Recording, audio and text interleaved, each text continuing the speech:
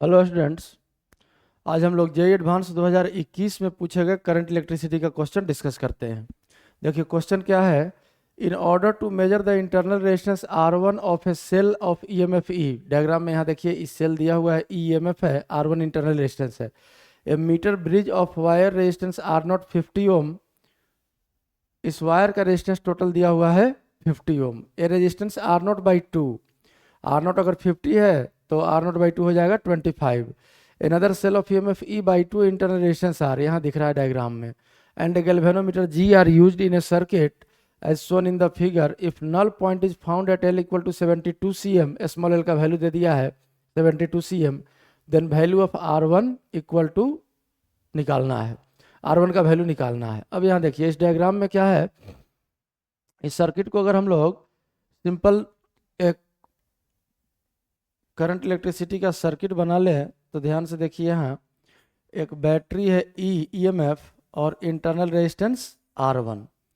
ये R0/2 जो है ये एक्चुअल में इसका वैल्यू है 25 ओम। और यहाँ से एक और बैटरी कनेक्टेड है, EMF है इस बैटरी का E/2 और इस बैटरी का इंटरनल रेजिस्टेंस है स्मॉल r।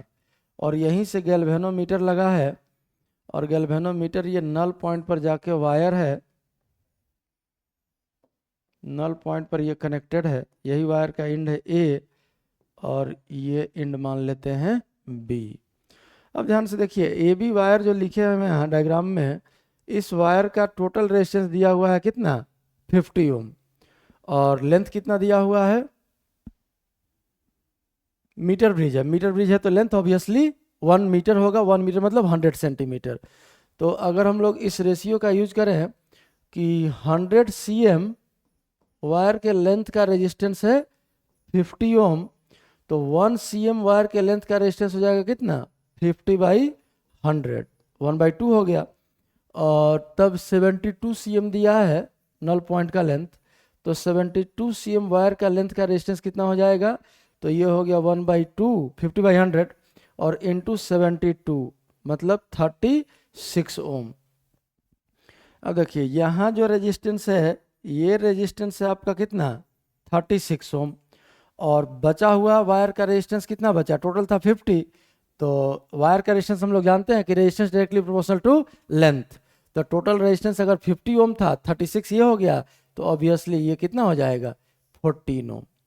अब ध्यान से देखिए एक सिंपल सा सर्किट है और चूंकि ये नल पॉइंट है, तो नल पॉइंट है तो ऑब्वियसली इस पार्ट में कोई करंट पास होगा नहीं। तो अगर इस पार्ट में करंट नहीं पास होगा तो एक ही लूप है, इसी लूप में करंट पास होगा। करंट का वैल्यू अगर हम लोग यहाँ से एज्यूम कर ले I, तो यही करंट यहाँ से पास होगा इस लूप में। अब अगर इस लूप में हम लोग किरचॉफ से लिख लें तो ध्यान से देखिए एक ही लूप है, सारा का सारा रेजिस्टेंस आ जाएगा आपका सीरीज में।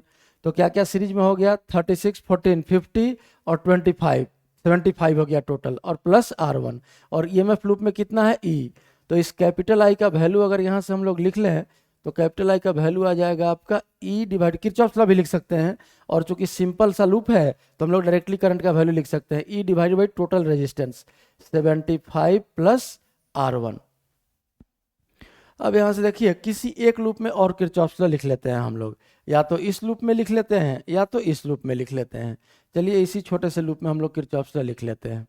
तो यहाँ से देखिए, यहाँ से अगर बैटरी को हम क्रॉस करते हैं नेगेटिव टू पॉजिटिव, तो ये आ गया आपका प्लस E/2। अब इसमें करंट है नहीं तो इस रेजिस्टर के क्रॉस कोई पोटेंशियल ड्रॉप होगा नहीं, गैल्वेनोमीटर रेजिस्टेंस लेस जैसा है।